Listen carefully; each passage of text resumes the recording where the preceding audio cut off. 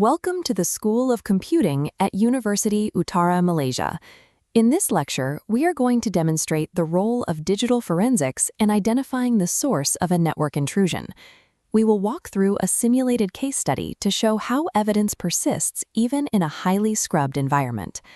To most users, a file is its surface contents, but beneath that layer lies metadata, data about data. It records technical properties like creation software, camera settings, and modification history.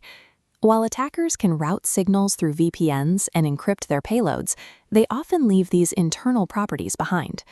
Consider a hypothetical case study. A major energy company experiences a network breach. The security team finds no obvious point of entry and no ransom note.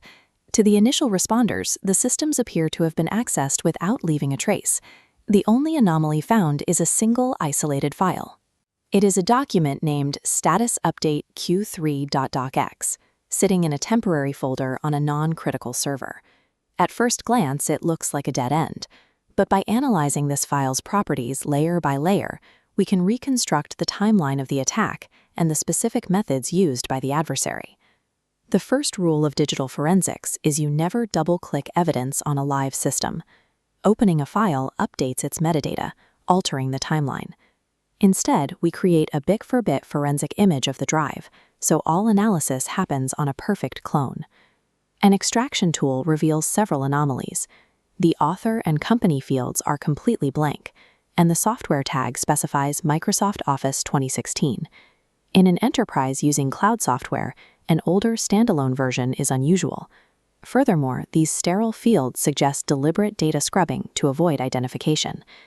Internal timestamps show a creation date of October 26th at 14:30, but a last modified date 5 minutes earlier. A file cannot be modified before it is created. Cross-referencing against the server's master file table, the discrepancy grows. The server record shows the document didn't exist until November 15th. Attackers alter creation dates to mimic old system files, a technique called time stomping. However, this NTFS architecture diagram shows Windows keeps 2 timestamp sets. Attackers easily modify the visible standard information layer, but the deeper file name layer requires higher privileges. The deep file system preserves the actual timing. Document files serve as containers. Extracting the embedded photo reveals EXF data, GPS coordinates for prod, and a tag for Adobe Photoshop CS6. While GPS coordinates appear useful, they are often a deliberate false flag. The software tag is reliable. Finding Photoshop CS6 alongside Office 2016 reveals the attacker's specific signature, a reliance on legacy software. We are building a profile of this adversary one data point at a time. To see more of these technical deep dives, subscribe to the UUM School of Computing series.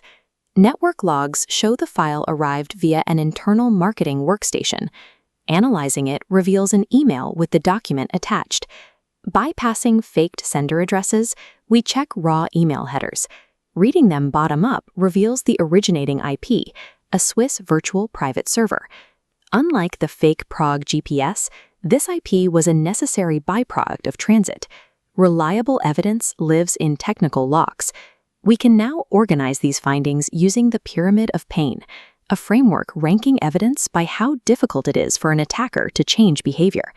The Swiss IP sits at the bottom, easily replaced. At the top are tactics, techniques, and procedures. Spear phishing and legacy software preference are established workflows, much harder to change. By combining these data points, we create an actionable threat profile. We are no longer looking at an isolated incident, but a specific methodology.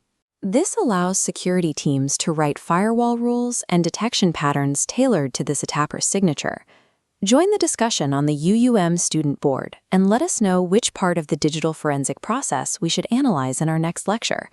To recap, we started with a single file and analyzed its properties, uncovered timestamp manipulation, filtered through potential false flags, and traced the network path to an originating server. An attacker can scrub an author field or fake a GPS location, but they cannot manipulate every system log and transit header across a network. For an investigator, these remaining data points provide the evidence necessary to identify an attacker's signature and secure the environment.